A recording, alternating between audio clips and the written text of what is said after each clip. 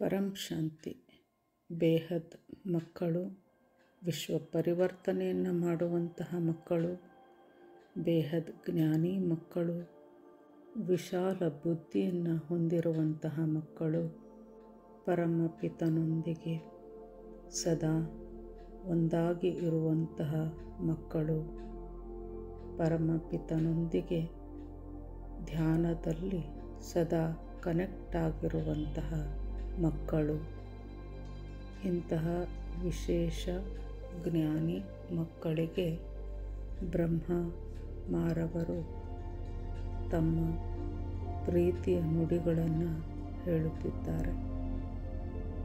ಸ್ವಪರಿವರ್ತನೆಗಾಗಿ ಯಾವ ವಿಧಾನವನ್ನು ಅನುಸರಿಸಬೇಕು ಎಂದು ಬ್ರಹ್ಮ ನಮಗೆ ತಿಳಿಸಿಕೊಡುತ್ತಿದ್ದಾರೆ.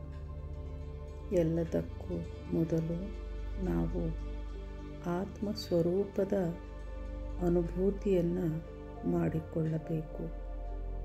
ಆತ್ಮವು ನಮ್ಮ ಭ್ರೂಕುಟಿಯ ಮಧ್ಯ ಭಾಗದಲ್ಲಿ ಸ್ಥಿತವಾಗಿದೆ. ಆ ಆತ್ಮನನ್ನು ಇಮರ್ಜ್ ಮಾಡಿಕೊಳ್ಳಬೇಕು.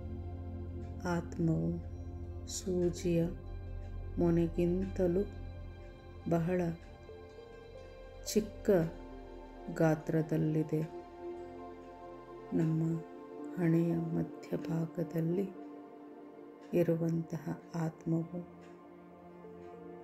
ಅದು ಬಹಳ ಚಿಕ್ಕ ಅಂಶವಾಗಿದೆ. ಆ ಆತ್ಮನ ಸುತ್ತಮುತ್ತಲೂ ಒಂದು ಓರ ಆವರಿಸಿಕೊಂಡಿರುತ್ತದೆ. ಅದನ್ನು ನಾವು ಇಮರ್ಜ್ ಮಾಡಿಕೊಳ್ಳಬೇಕು. ಮೊಟ್ಟ ಮೊದಲು ಆತ್ಮನನ್ನು ಇಮರ್ಜ್ ಮಾಡಿಕೊಂಡು ಆತ್ಮಸ್ವರೂಪದಲ್ಲಿ ಕುಳಿತುಕೊಳ್ಳಬೇಕು. ನಾವು ಬೇಹದ್ ಕಲಾದ ಬ್ರಹ್ಮಾಂಡದಲ್ಲಿ ಬೇಹದ್ನ ದಾದಾಜಿಯವರ ಮುಖವನ್ನು ನೋಡುತ್ತಿರಬೇಕು. ಅವರ ಚಿತ್ರವನ್ನು ಗಮನಿಸುತ್ತಿರಬೇಕು. ಆ ಚಿತ್ರ ಕೇವಲ ಚಿತ್ರ ಮಾತ್ರವಾಗಿರದೆ ಅದು ನನ್ನ ಬೇಹದ್ನ ದಾದಾಜಿಯವರಾಗಿದ್ದಾರೆ ಎಂಬ ಪ್ರೀತಿಯ ಭಾವದಿಂದ ಚಿತ್ರವನ್ನು ಗಮನಿಸುತ್ತಿರಬೇಕು. ಇವರೇ ನನ್ನ ಬೇಹದ್ನ ಪರಮಪಿತ ತಂದೆ ಎಂಬ ಪ್ರೇಮ ಭಾವದಿಂದ ದಾದಾಜಿಯವರ ಚಿತ್ರವನ್ನು ನೋಡುತ್ತಿರಬೇಕು. ಅವರ ಹಣೆಯ ಮಧ್ಯಭಾಗದಿಂದ ಹೊರಸೂಸುತ್ತಿರುವಂತಹ ಪರಮ ಪ್ರಕಾಶ, ಅದರೊಂದಿಗೆ ನಮ್ಮ ಆತ್ಮವನ್ನು ಕನೆಕ್ಟ್ ಮಾಡಬೇಕು. ಬೇಹದ್ನ ದಾದಾಜಿಯವರ ಹಣೆಯ ಮಧ್ಯಭಾಗದಿಂದ ಹೊರಸೂಸುತ್ತಿರುವಂತಹ ಪರಮ ಪ್ರಕಾಶವನ್ನು ನಮ್ಮ ಆತ್ಮನಲ್ಲಿ ಇಳಿಸಿಕೊಳ್ಳಬೇಕು. ಚಿತ್ರದಲ್ಲಿ ವಿಚಿತ್ರವನ್ನು ಕಾಣಬೇಕು. ಚಿತ್ರದಲ್ಲಿ ವಿಚಿತ್ರ ಅಂದರೆ ಸಾಕಾರಿ ದಾದಾಜಿಯವರನ್ನು ಕಾಣುವುದು ಎಂದರ್ಥ.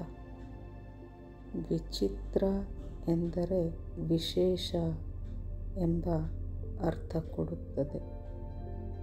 ಹಣೆಯ ಮಧ್ಯಭಾಗದಿಂದ ಹೊರಸೂಸುತ್ತಿರುವ ಬೇಹದ್ ಪರಮ ಪ್ರಕಾಶ, ಆ ಪರಮ ಪ್ರಕಾಶದೊಂದಿಗೆ ನಮ್ಮ ಆತ್ಮವನ್ನು ಕನೆಕ್ಟ್ ಮಾಡಿಕೊಳ್ಳಬೇಕು. ಆತ್ಮ ಪರಮಾತ್ಮನೊಂದಿಗೆ ಕನೆಕ್ಟ್ ಆಗಬೇಕು. ಬೇಹದ್ ಚಿಕ್ಕಲಾದ ಬ್ರಹ್ಮಾಂಡದಲ್ಲಿ ಅಗಾಧವಾದ ಚುಂಬಕೀಯ ಪವರ್ ಇದೆ. ಅಲ್ಲಿ ಎನರ್ಜಿ ಇದೆ, ಪರಂ ಪ್ರಕಾಶವಿದೆ, ಪರಮ ಲೈಟ್ ಇದೆ. ಆ ಪವರೊಂದಿಗೆ ನಾವು ಕನೆಕ್ಟ್ ಆದಾಗ ನಮ್ಮ ಆತ್ಮವು ಆ ಪರಮ ಪ್ರಕಾಶವನ್ನು ತನ್ನತ್ತ ಸೆಳೆದುಕೊಳ್ಳುತ್ತಿದೆ.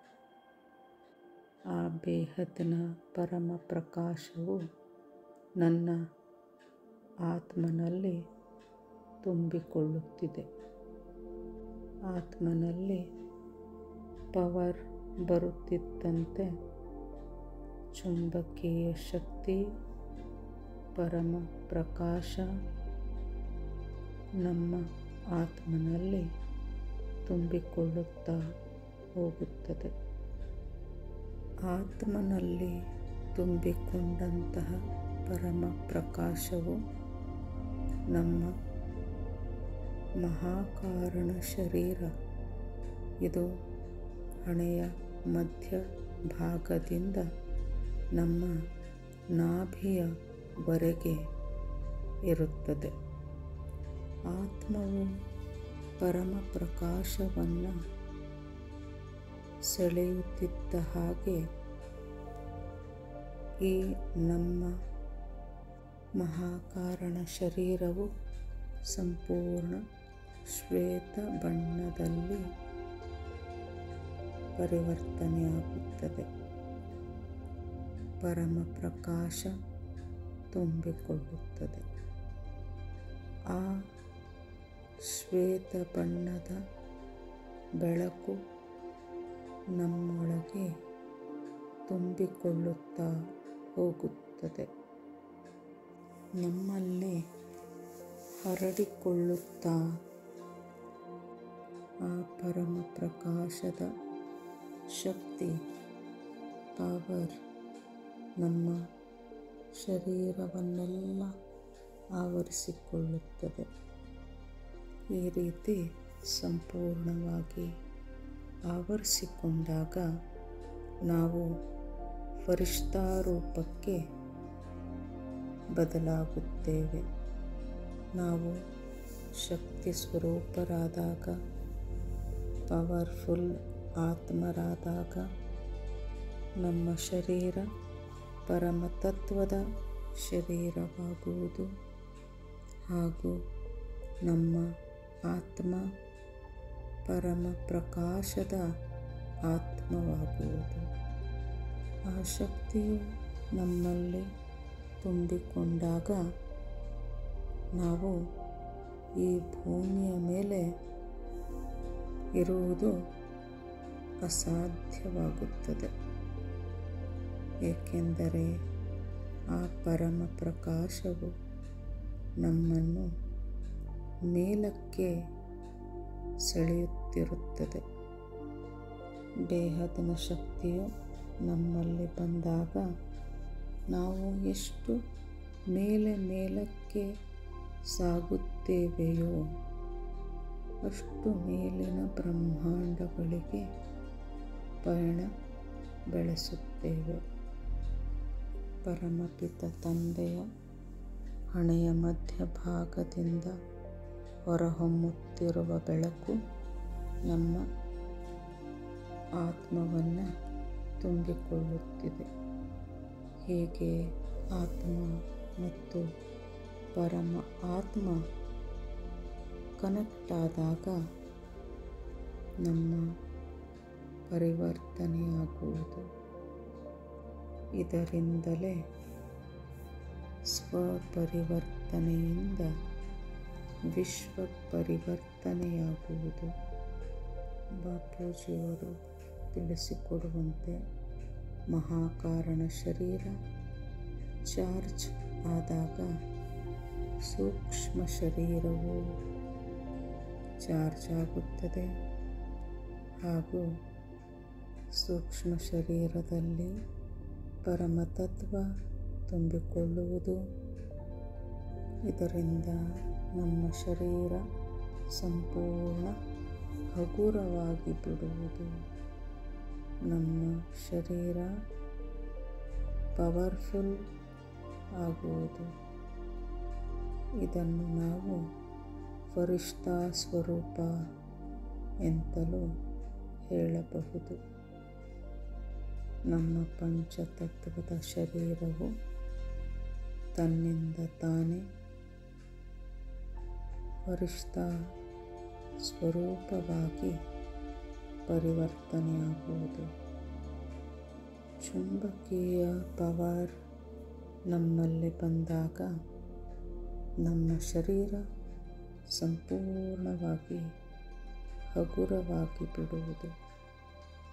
ಆಗ ನಾವು ಮೇಲೆ ಮೇಲಕ್ಕೆ ಹಾರುತ್ತಾ ಹೋಗುತ್ತೇವೆ.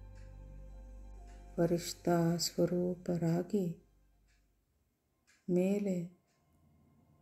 ಮೇಲಿನ ನಮ್ಮ ಮೂಲ ಸ್ಥಾನಕ್ಕೆ ಹೋಗುತ್ತೇವೆ. ಈ ರೀತಿಯ ವಿಧಿಯನ್ನು ಅನುಸರಿಸುತ್ತಾ ಪರಮಪಿತನೊಂದಿಗೆ ಕನೆಕ್ಟ್ ಆಗುತ್ತಿರಬೇಕು. ಸದಾ ಪುರುಷಾರ್ಥವನ್ನು ಮಾಡುತ್ತಿರಬೇಕು. ಈ ಅಭ್ಯಾಸ ನಿರಂತರವಾಗಿ ನಡೆಯುತ್ತಿರಬೇಕು. ಪರಂ ಶಾಂತಿ.